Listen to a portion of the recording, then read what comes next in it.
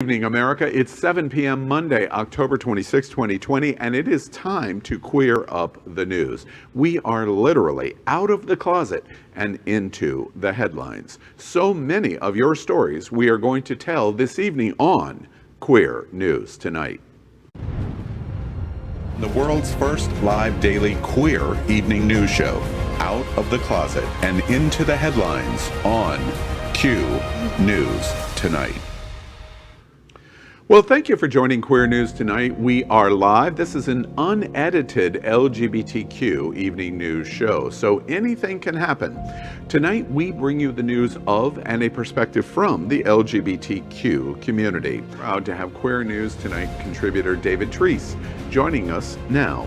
With 30 years of experience, David works as a fee-based investment advisor representative with Cetera Advisors and is an accredited investment fiduciary.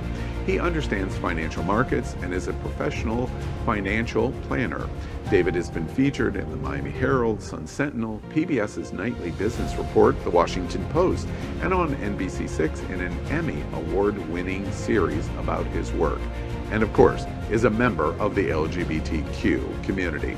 David, welcome to Q News Tonight. Another viewer asks, in what cases do I need to put money into a trust instead of my own name? Yeah, that's an interesting question because there's probably something else going on there. I would ask a little bit more why somebody might want to be putting money into a trust. Just a quick background. When we deal with trusts, I have to say I'm not an attorney, I don't give legal advice, but we work with this all the time. Generally speaking, people are thinking about what we call revocable living trusts, and that's usually used for property, not for money. The idea is you can set a property up to be passed on to somebody else after you pass away, and that way you avoid probate. And it does not give you any liability protection. It is a pass-through trust. You use your own social security number. So people think sometimes that they get more benefits than they do. You really have to know what you're doing and why you're doing it. So that trust can be very good because it's private. It doesn't go to court like a will, so it can be cheaper to administer. And you can direct from the grave, so to speak, that if you're trying to leave money to somebody, if there's a trustee, which can be a friend or family member or a professional like a bank, then you can say, I don't want them to get this much money until they reach a certain age or something along those lines. But if you're viewer asks, I received a notice from the IRS. What now? Well, the dreaded IRS notices.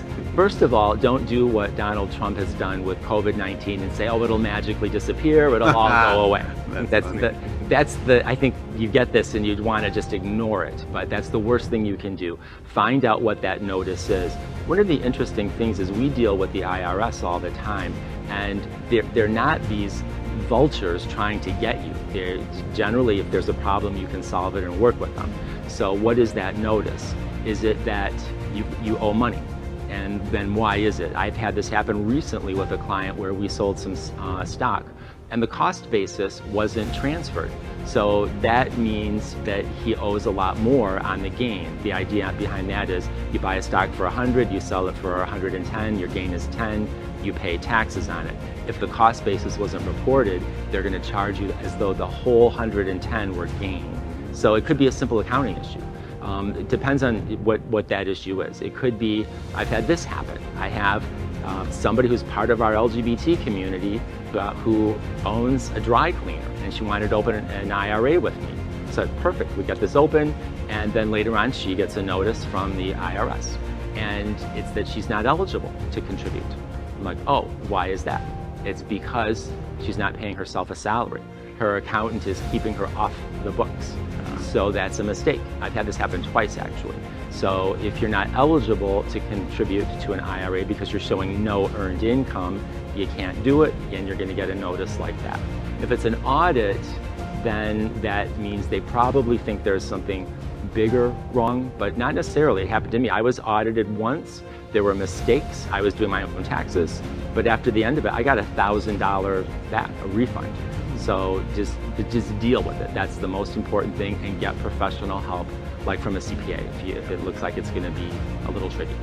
All right, well, that is great advice, David. That is part 8 of Queer Money Talks for the LGBTQ community. Every Monday night, we're going to bring you viewer questions about finance and the economy and ask our professional to weigh in so that you can be more confident with your money. As always, thank you, David Treese, for being with us tonight. Thank you. We end